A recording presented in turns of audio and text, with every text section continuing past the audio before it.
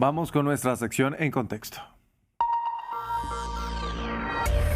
Y como es costumbre, aquí ponemos en perspectiva una de las noticias más importantes del día y para ello me acompaña mi compañera El María Angulo. ¿Qué tal? Buenas tardes. Muy buenas tardes para ti, Andrés.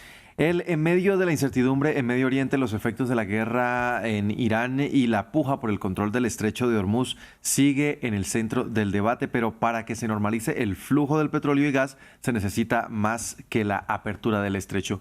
¿Cuál es el panorama allí? Así es, Andrés. De hecho, el panorama es el de una región en tensión, en la que el control del estrecho de Hormuz sigue, como bien lo decías, en el centro.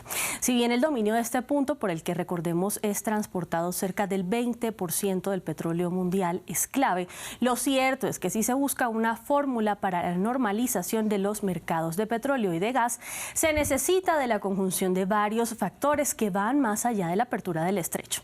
Y con esto hablamos de acciones que tendrían que ser implementadas no solo desde un territorio, sino desde al menos 8 naciones en las que las estructuras han resultado afectadas en medio de los ataques registrados desde el inicio de la ofensiva de Estados Unidos e Israel contra Irán el pasado 28 de febrero.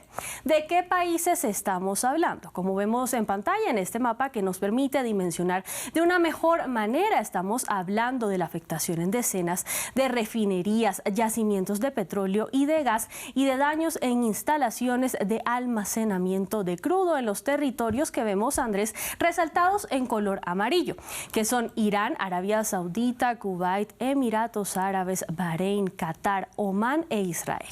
¿Qué es lo que quiere decir esto? Que aunque la apertura del estrecho sería el primer paso necesario y clave que claramente influiría positivamente y de manera directa en la estabilización del mercado de crudo, no sería, Andrés, lo único requerido. Ahora, ¿a qué apuntan los expertos?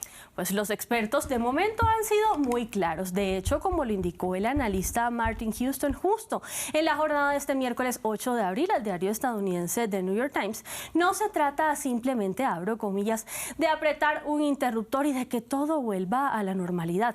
Cierro comillas sobre lo indicado por este ejecutivo que cuenta con una larga trayectoria en el sector petrolero y que hace parte del Consejo de Administración de varias compañías energéticas. Según quien, hace falta tiempo, pero también reparaciones y el restablecimiento de varios procesos.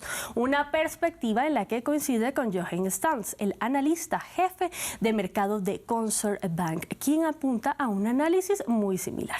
Veamos lo que indicó al respecto este experto, para el cual el panorama de que el Golfo Pérsico vuelva a la normalidad es todavía muy incierto. Escuchemos lo que dijo.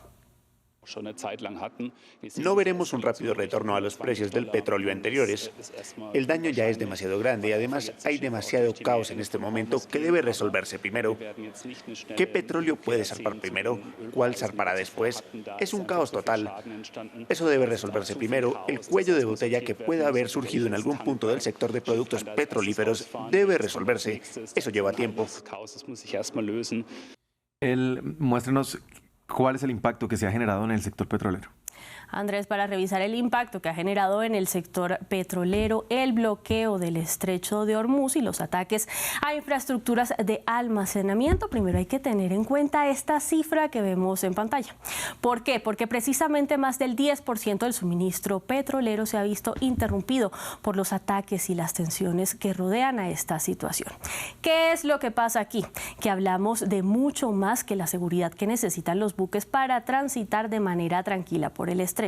Más allá de que Irán permita o no el acceso de las embarcaciones sin que sean blanco de ataques y sin que el presidente estadounidense Donald Trump eleve las tensiones con las amenazas que vimos como en el último día aumentaron a su nivel casi que máximo al asegurar que toda una civilización podría morir anoche si Irán no llegaba a un acuerdo. Si bien la tarea de determinar cuál es la magnitud de los daños a las infraestructuras en la región es compleja debido a que son muy pocas las naciones que han compartido información específica sobre esto, se sabe que Kuwait, por ejemplo, en ese territorio los ataques a las instalaciones energéticas y a una importante refinería de petróleo dificultan la reanudación de sus operaciones, así como ha ocurrido en Irán con los golpes asestados por Israel y Estados Unidos en contra, Andrés, de sus complejos petroquímicos. Ahora, ¿qué va a seguir en este contexto? ¿Qué acciones tendrían que implementar las naciones con estructuras petroleras afectadas. Las acciones que tendrían que implementar las naciones con estructuras petroleras afectadas van desde la inspección de las bombas, la sustitución de los equipos de procesamiento de crudo, el regreso de los empleados, y aquí, Andrés, tocamos un punto clave y es del cual poco se habla, y es el temor latente de los empleados a volver a sus actividades productivas, en puntos que de hecho son considerados casi que como objetivos militares. Acciones a las que también se suma el necesario retorno de los buques petroleros, muchos de los cuales actualmente se encuentran dispersos en mar abierto a la espera de una solución que les permita cruzar con sus cargas. Y aquí quiero cerrar, Andrés, con datos que son cruciales para poner en contexto algo.